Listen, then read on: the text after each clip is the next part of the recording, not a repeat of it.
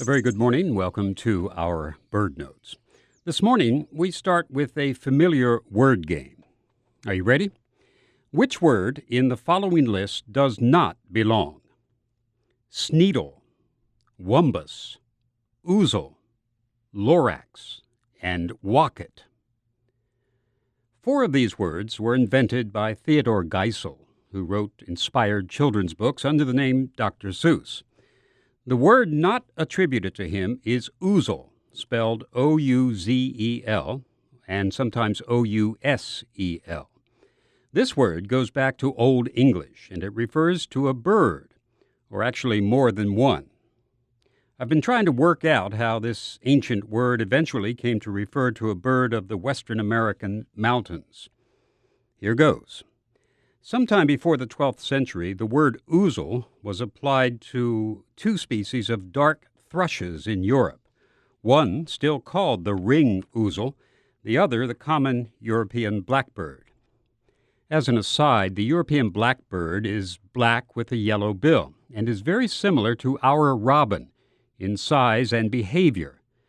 Paint an American robin black and you could pass it off as a European blackbird. In A Midsummer Night's Dream, Bottom sings of this bird as so black of hue with orange tawny bill. Now, somewhere along the line, the name ouzel was transferred to another species of bird, smaller than but superficially marked like the ring ouzel.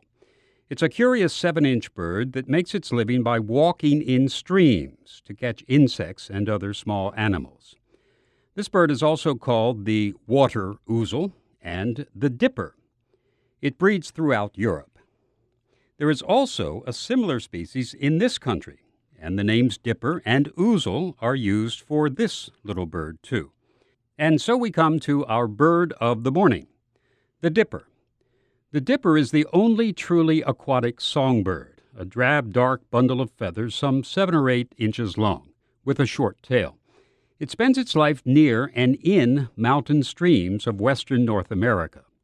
Literally in the streams, in the water, for this bird walks and flies under the surface of the fast-rushing streams, seeking for food. It also wades in the water, and it swims sometimes rather poorly, for its feet are not webbed. But the walking on the stream bed under the rushing water is what this bird is known for. It's a wonderful and very curious adaptation.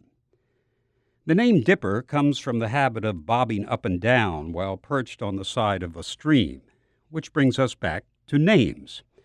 Naturalist John Muir, writing in 1894, calls this bird the ouzel. Muir's writing, by the way, is typically romantic in a very 19th century flowery way. Here is an excerpt. The ouzel is a singularly joyous and lovable little fellow. He is the mountain stream's own darling, the hummingbird of blooming waters, loving rocky ripple slopes and sheets of foam as a bee loves flowers. Find a fall, a cascade, or a rushing rapid, and you will surely find its complementary ouzel. The words of John Muir from the mountains of California. Now, somewhere over the last century since Muir wrote that, the lovely word ouzel has fallen by the wayside. It is rarely mentioned in bird books nowadays, except in the index where it says, "See dipper."